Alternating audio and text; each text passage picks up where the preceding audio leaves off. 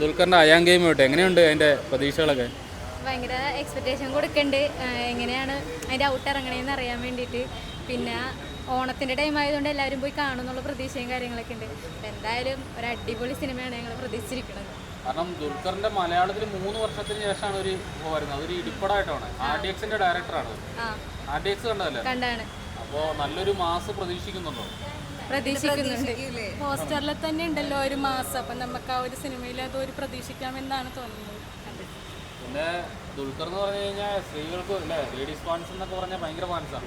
ഒത്തിരി ഫാൻസുള്ള ഞങ്ങളൊക്കെ DQ fan തന്നെയാണ്. അച്ഛൻ കഴിഞ്ഞാൽ പിന്നെ മോനാണല്ലോ. ഓണം ഫസ്റ്റ് ഷോ തന്നെ കാണുമോ? കാത്തിരുന്ന പൊൻവട്ടം ട്രെയിലറിങ് വന്നു. എന്താണ് പ്രതീക്ഷകളൊക്കെ?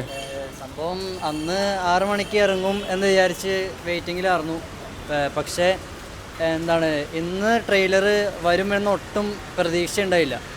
കാരണം പെട്ടെന്നായിരുന്നു DQയുടെ ഒരു മെസ്സേജ് പോസ്റ്റ് വന്നത്. ഹാപ്പിയാണ് എന്തായാലും. ട്രെയിലർ എന്തായാലും അടിപൊളിയായിട്ടുണ്ട് കേട്ടോ.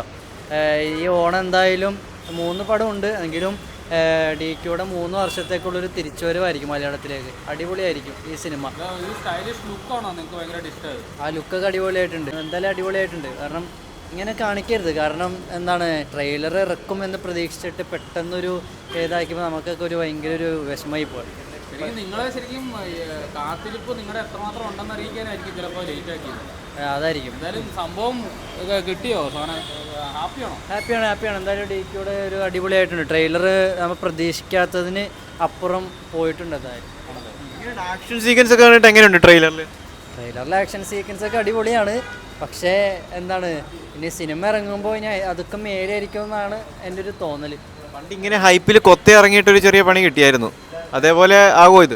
കൊത്തയായിട്ട് ഇതായിട്ട് ബന്ധപ്പെടുത്തിക്കേണ്ട കാര്യമില്ലല്ലോ. ഇത് വേറെ മോഡൽ പടം, അത് വേറെ മോഡൽ പടം. നമുക്ക് അങ്ങനെയായിട്ട് കാണാം. ഇത് അയാം ഗെയിം എന്ന് പറഞ്ഞൊരു സിനിമ ഒരു ഗെയിം തന്നെയായിരിക്കും എന്തായാലും. അതിൽ ഖലീഫ എന്ന് ചോദിച്ചാൽ ലാലേട്ടനുണ്ട്. ഇത് DQയുടെ പടം. അപ്പോൾ രണ്ടും വ്യത്യാസമുണ്ട്. അപ്പോൾ നമുക്ക് പറയാൻ പറ്റില്ല ഏത് അയാം ഗെയിം തോക്കുമെന്നാണ് ഒരു പ്രതീക്ഷ. കാരണം ട്രെയിലറൊക്കെ അത്രയ്ക്ക് ഇതായിട്ടുണ്ട്. പിന്നെ ഖലീഫയുടെ ട്രെയിലർ ഇറങ്ങിയിട്ടില്ലല്ലോ. പിന്നെ ലാലേട്ടനുള്ള കാരണം പിന്നെ നമുക്ക് പറയാൻ പറ്റില്ല. ലാലേട്ടനേ ഉള്ളൂ. അതുകൊണ്ടാണ്. എന്നാലും